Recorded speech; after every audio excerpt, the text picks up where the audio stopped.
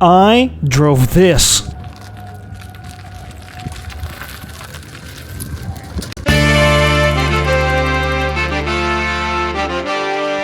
Welcome everyone to yet another round of obscure and rare car show. This car show is dedicated to the automotive wallflowers, those that never made any impression in the first place or are best left forgotten, except for today.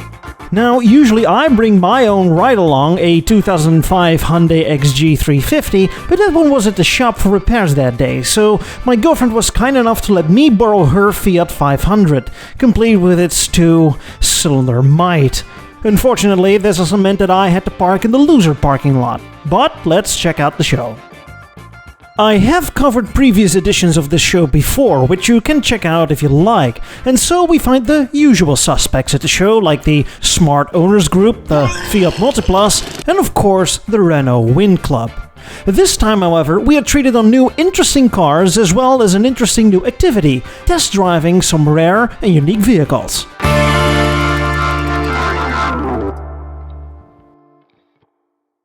We start with a series of international Fords. Back in 2022, the show was visited by an Australian Ford Fairlane on UK plates that belonged to fellow YouTube channel Hubnut. In 2024, someone turned up with a US spec Ford Focus. As you can see, the styling is a bit more American than what I think of when I think of a Ford Focus. And this year, we're treated on this. A Ford 500. What is it, and what does it do here? Well, the 500 model series lasted from 2005 until 2007, and is what can be described as a full-size or large, somewhat inexpensive vehicle, built to compete with such cars as the Toyota Avalon and the Chevrolet Caprice back in the home market. Internally, the Ford 500 was squeezed between the aging Crown Vic and the Taurus model, and the car was also rebadged into a Mercury Montego. The closest thing we Europeans got was the Volvo S80, but that's only because the 500 rode on a further developed Volvo platform and Volvo's all-wheel drive system. But the comparison with Volvo doesn't really quite cover it all. I said it before and I'll say it again, cars like this, large and fairly inexpensive US cars, simply don't work in Europe. Size-wise, it's as long as a contemporary Audi A8 or BMW 7 Series. Also note that the greenhouse design is remarkably similar to that of an Audi A6 or A8 model, and those are large full-on luxury flagships. European buyers in this segment demand certain luxuries at this price and size, luxuries this 500 doesn't offer. Because here are two cars the more adventurous European buyers considered when they wanted a large luxury car in the mid-2000s. On your left, an eccentric Citroën C6, and on your right, an eclectic Lancia Thesis. Which one would you buy? The Citroën C6 was the flagship of Citroën for the 2000s, and somewhat of a spiritual successor of the almighty DS from the 1950s. I love this car as I think this is a proper tribute to the original. There are so many unique design elements, including a fastback shape, its stretched backside windows, its concave rear window, and the unique taillights that kinda cascade down over the rear end. The car came with a smooth V6 and of course the even smoother hydropneumatic suspension, giving you that magic carpet ride. The interior features nothing but leather and a futuristic but well-organized dashboard that included a head-up display. But what about the car next to it? Lancia Thesis, the last big Lancia. Styling is not everyone's cup of tea. The front end is dominated by a large 1930s shield-like grille that is either beautifully incorporated or forced on the front end depending on the viewer. The headlights are just as unique, following the same shape, joined by just the right amount of chrome touches. The rear is just like a Citroën, also graced by two slim vertical clear lens taillights that also cascade down the body, giving the car a clean and understated look that could very well be a British luxury car like a Jaguar. Wait a minute. But this is a Lancia from the good old days. What is Lancia up to these days? Well... What is Chrysler to America is Lancia to Europe. After the thesis, it quickly went downhill. In 2015, Lancia was reduced to only one model, the Ipsilon, that soldiered on until 2023. So they only had one model that was also getting almost 14 years old. And here is one. Quirky, stylish, and the whole market loved it. But instead of pulling the plug, according to Stellantis, Lancia is ready for a rebirth. And this is it, the new Lancia Ipsilon. Quirky as ever, with a very distinctive Y theme, like the front lights forming the letter Y if you look closely. It's one way to disguise this as a heavily reworked Peugeot 208 or Opel Corsa. Stellantis have to save on cost somehow, right? The rear has also a parody on the Y theme by turning them sideways in the taillights. The whole rear end has slight traces of an Alfa Romeo Mito, if you ask me. According to Stellantis, more legendary Lancias will follow, but we'll see. Here is what at first glance looks like an ordinary Peugeot 206. For the record, I still see 206s of this generation on the roads today. They just can't seem to die. But this particular Peugeot comes with a loading tray in the back. Yep, it's a coupe utility, or ute, half car, half pickup, based on the 206. It's called the Peugeot Hogger, or Hoggar, if you feel pedantic.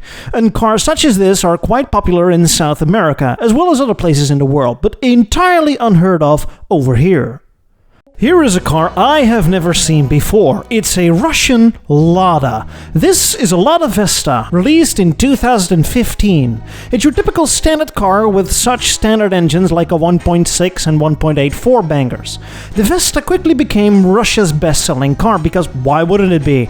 And it was also exported in limited numbers to other European countries. Until, well, that thing happened.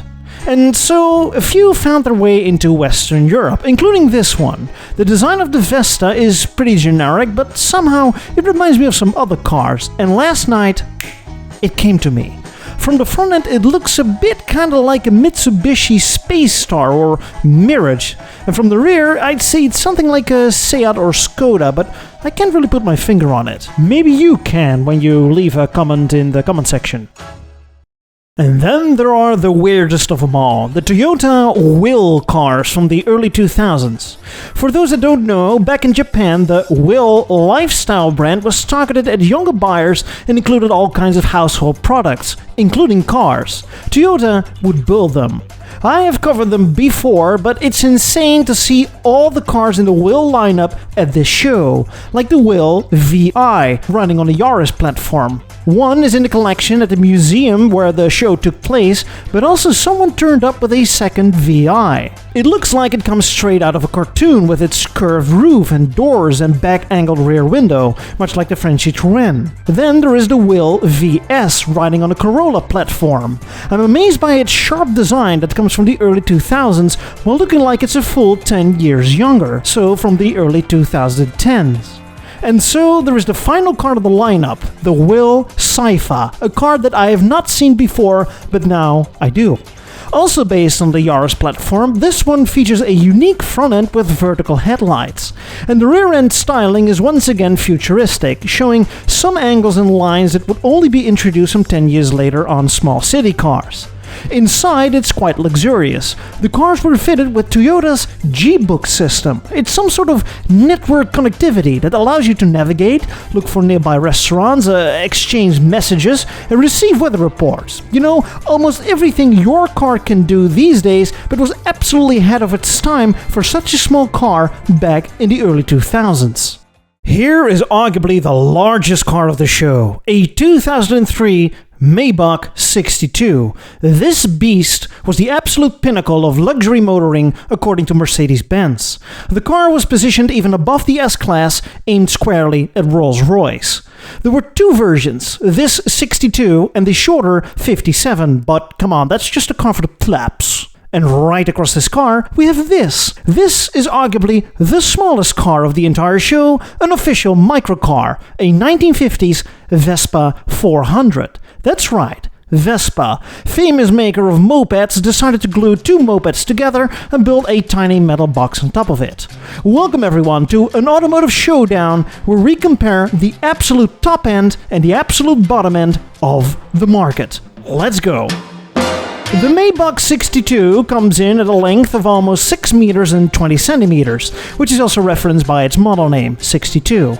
The Vespa 400, however, a humble 2 meters and 85 centimeters. You can park two 400s bumper to bumper and still have a Vespa scooter of space left. In fact, the 400's total length fits comfortably in the wheelbase of a Maybach. And should we even talk about weight? The Maybach comes in at almost 3,000 kilos or 6,000 pounds, 7 times heavier than a Vespa 400. But how do these cars pull themselves forward? The SS Maybach is powered by a 5.5-liter V12, making a solid 550 horsepower and a staggering 900 Nm of torque. It seems it's sufficient enough to pull this beast forward, as the 0 to 100 kilometers or 0 to 60 miles is a respectable 5 seconds. The Vespa 400, however, has to make do with 10 less cylinders. It's a 400cc or 0.4-liter two-cylinder that's also a two-stroker. After all, different strokes for different folks. Power output is a humbling 14 horsepower, and the top speed is whatever it feels like that particular day. You'd never get to 100, as the Vespa barely makes it to 90 and does that in 25 seconds. Maybe 24 if you go downhill with tailwind. By then, the Maybach has already finished its cross-country trip through Germany. However, it's the fuel consumption where the Vespa really shines. The Maybach does a solid 6 kilometers on a liter of fuel or 14 miles a gallon. The Vespa gets a frugal 20 kilometers per liter or almost 50 miles a gallon. The Maybach is loaded with 18-way power seats, power side and rear sunshades, cooled rear seats, wireless headphones, DVD entertainment system, voice recognition activation, interior air filter, massage seats, 21 speaker surround system, heated steering wheel, heated cup holders, cell phone link, rear view camera, soft closed doors, keyless start, and adaptive cruise control. The Vespa? A steering wheel. Still, the Vespa's roof is removable, technically making it a convertible, and that's something you can't say about the Maybach. So we have a final winner, the Vespa 400. The Vespa was a microcar from the 1950s, but even these days microcars experience somewhat of a resurgence, mostly in the shape and form of an all-electric city car, like this Microlino or Microlino, whatever.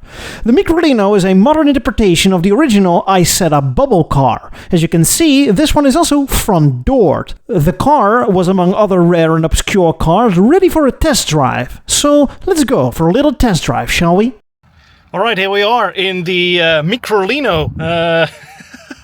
You got your front door. Oh wait, let me just quickly put it in neutral. Here's your drive selector right there, and there already goes one of those K cars. I already did a drag race with them. I was faster, but this thing is electric, so you know, that's how it goes. Let me put it on the parking brake for a moment, because if you want to go in and out of the car, if you want to enter or get out of the car, I have to...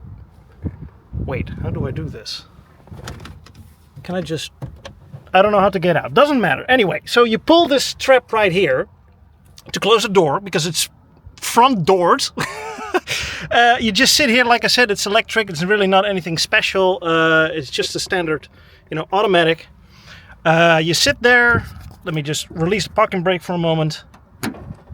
Right, go there. Put it in drive, and you even have a sport mode with a rocket on the roof. Put it in sport mode. It's a beautiful day. Let's hit it.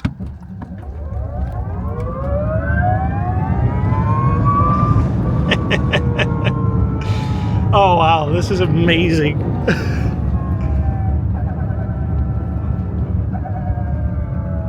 So getting in is fairly easy, but how do you get out?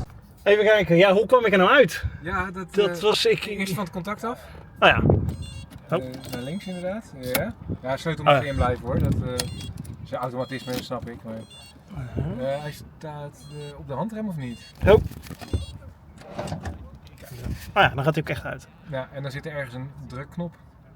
En die kan je niet zien met het blote oog. Oh, want daar hebben ze over nagedacht. Ja, hij zit heel logisch als je het weet, maar als je het niet weet, dan ga ik naar even toekijken hoe jij probeert eruit te komen. Ik wilde het net al aan het einde proberen hier aan te trekken of te duwen, maar even kijken hoor. Waar zou dat dan moeten zitten? Het moet toch niet zo moeilijk zijn? Is het gewoon niet die knop hier? Nee, dat is een lampje.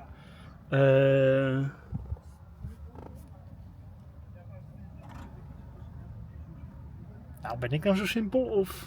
Nee, je kan hem met hij zit uit het zicht. Oké. Hij zit heel logisch. Die zwarte stang hier. Ja? Hier aan de achterkant. Oh, aha. En dan... Kijk, en dan gaat hij open. Aha. As mentioned, more cars were ready for a test drive, including a Suzuki Spacia K-car. Cars such as this are a common sight over in Japanese roads, but absolutely non-existent almost everywhere else. The last K-car I have seen was the Wagon R from the mid-2000s that was actually sold here. Driving the Spacia is the literal definition of a minivan. You're driving a compact car, but it doesn't feel like it. It still feels like driving a van-like vehicle that feels tall. Driving the car is easy with a remarkably short turning radius, and much of the interior is the typical durable but hard plastics. You can really see this is designed to be as practical as possible with various towing options and easy getting in and out of. And so we have the last and arguably most bizarre vehicle ready for testing. This is a car that should not be out on the streets, as it's a concept car. Yes, an actual working concept car, the Toyota LQ. The LQ is an all-electric car developed in 2019. The focus of designing this concept car is that it takes complete care of the driver. Through an onboard camera system, and yes, there it is again, artificial intelligence, named Yui, the car checks on the driver and changes the atmosphere according to the emotional state. If it detects you are nodding off, it'll warn you and wake you up. If it senses you are stressed, it'll change the seating position.